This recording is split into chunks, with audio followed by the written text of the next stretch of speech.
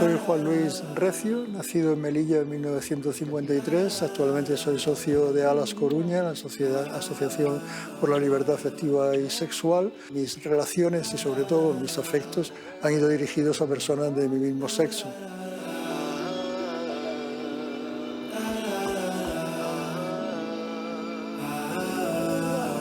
Ondas bravas en Nazaret, paxaros que pían en portugués, vi unos libres. Mi forma de entender el mundo era que había habido una guerra mundial en la cual los alemanes eran los buenos, los nazis. Mi padre había estado en la División Azul, luchando junto con el ejército nazi. Lo que conocía era que tenía que casarme con una mujer y tener descendencia. Y hasta que me fui a estudiar a Madrid por sociología, ¿no?, y ciencias políticas, sobre todo en una época en la cual lo más importante era la lucha contra el franquismo, en la cual yo estaba directamente involucrado. Y entonces un día un primo mío que está vinculado más bien a la derecha franquista y más allá, me comentó que tuviera cuidado porque la casa en la que yo vivía estaba siendo vigilada. Y yo me quedé allí cenando porque venía muerto de hambre y tal, y tocaron a la puerta, abrimos y era la policía, que entraron un poco a saco y nos registraron a todos, registraron todo el piso. Nosotros solo nos preocupaban otras cosas, por ejemplo, el consumo de determinadas sustancias, etcétera, pero en eso no se fijaron, solamente en algunos panfletos que encontraron, uno de la Liga Comunista, por lo cual nos acusaron y dijeron, ya está, con esas dos pruebas, y llevaron detenidos a todos. ¡Alto! ¡Guardia Civil!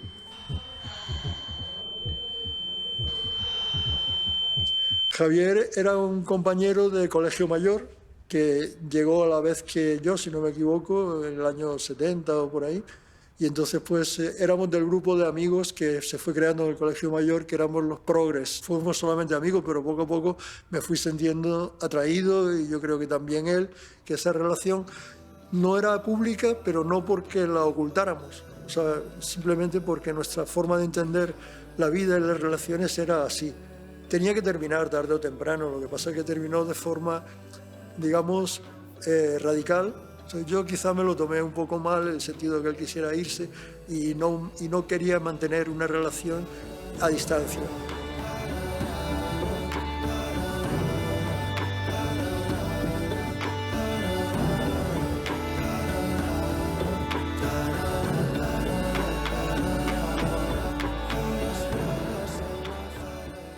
Después de la relación con Javier, entonces empezó la movida. Además estuve durante 3 años, del 80 al 83, publicando libros muy vinculados a la movida, yendo a conciertos, consumiendo todo tipo de sustancias y una vida un poco loca, y también teniendo muchas relaciones ya abiertamente con muchas personas, siempre de mi mismo sexo. Y entonces, claro, trabajábamos más bien por la noche, y entonces un día pues estaba Miguel, se me acercó y empezamos a hablar, y al final pues nos enrollamos.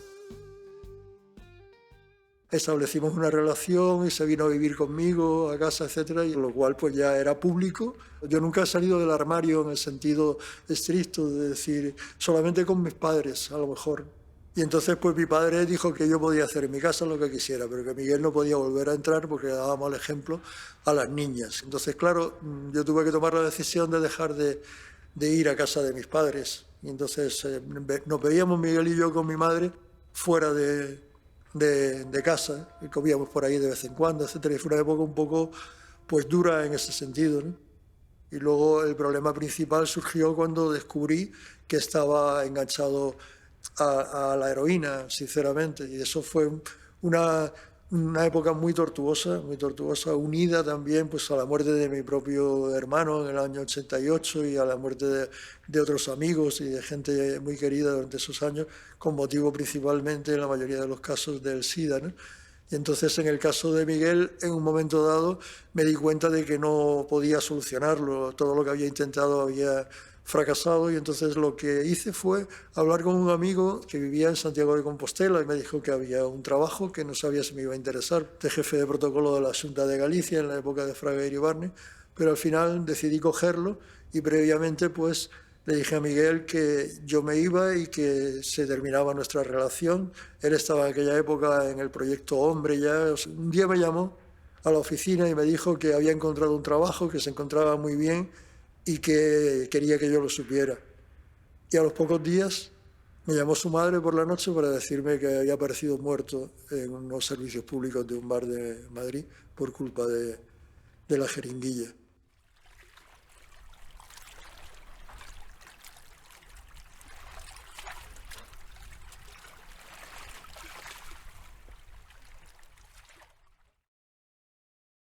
Jorge, cuando yo lo conocí, era un chico de Santiago de Compostela, estaba vinculado en aquella época al mundo del espectáculo y al mundo del arte y de la moda. Luego también estaba actuando como drag queen en Santiago y, en fin, me pareció que era una persona como muy atractiva en muchos sentidos. Empecé a recibir algunas noticias un poco inquietantes, en concreto que un periodista me dijo, tienes que saber que los periodistas saben lo tuyo con Jorge y cosas así, ¿no? Y entonces de pronto de un día para otro pues me vi que mi vida privada no gustaba y entonces de alguna forma pues tuve que dejar mi puesto de trabajo. Dentro de esto pues sucedió que en el año 2004, me parece recordar, porque ganó las elecciones el Partido Socialista con Rodríguez Zapatero y entonces nos encontramos de pronto con la posibilidad de poder acceder al matrimonio entre personas del mismo sexo, entre otra serie de ventajas, cara a futuro, el derecho a herencia, el derecho a adoptar, toda esta serie de cuestiones de pronto se abrió como con una varita mágica y fue todo posible. Entonces eso fue un trámite de alguna forma, pero también fue importante porque fue primero poder beneficiarnos de una conquista previa en la cual, por ejemplo, habíamos de alguna forma luchado y preocupándonos por los derechos del colectivo LGTB ya en aquella época. Y mi padre se lo tomó un poco mal y me dijo cosas que no muy agradables, digamos, ¿no? Porque yo le había explicado ya en la época de Miguel que nos gustaría a lo mejor adoptar hijos, entonces le pareció algo como tan desmesurado que era increíble que pudiera decirle algo así, o sea, para él era impensable esa posibilidad, o sea, cómo dos hombres van a adoptar a un niño, como por el tema con los contagios, pero al final un día me dijo que se había equivocado en el caso de Jorge y que no me pidió perdón, pero más o menos fue su forma de pedir excusas por el trato que había ocasionado, lo que aparte de que nosotros estemos bien y queramos seguir bien, etcétera, pues también queremos contribuir a que las cosas vayan un poco mejor en general y ayudar un poco a que otros recojan el testigo y sobre todo que tratemos de solucionar los problemas de tipo político, de tipo social y que merecen la atención de todos.